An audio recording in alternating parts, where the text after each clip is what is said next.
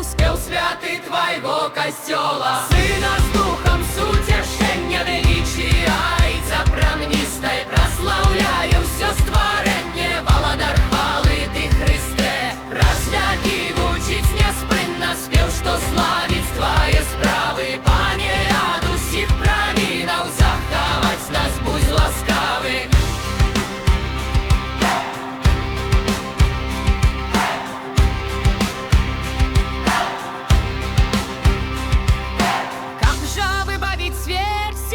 Про своє святые рани, Сина Отця спрадвечний цела, ти прийняв во улоні панни, зруйнував ти брами смерті на крижі йой, вирвав джала, каб для всіх, хто в тебе вірить, радость вечная зазяла.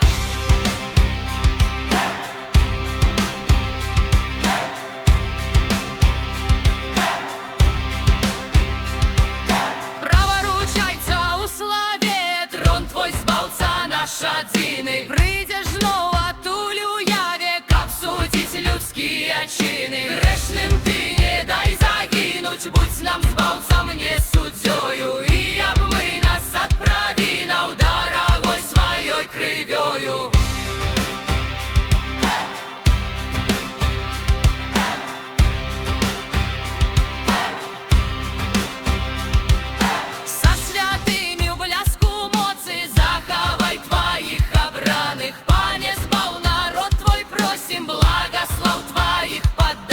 Шляхом на святи беспечным у небесный Иерусалим. Тебе, Володар, рад вечный, мы штоденно прославляем.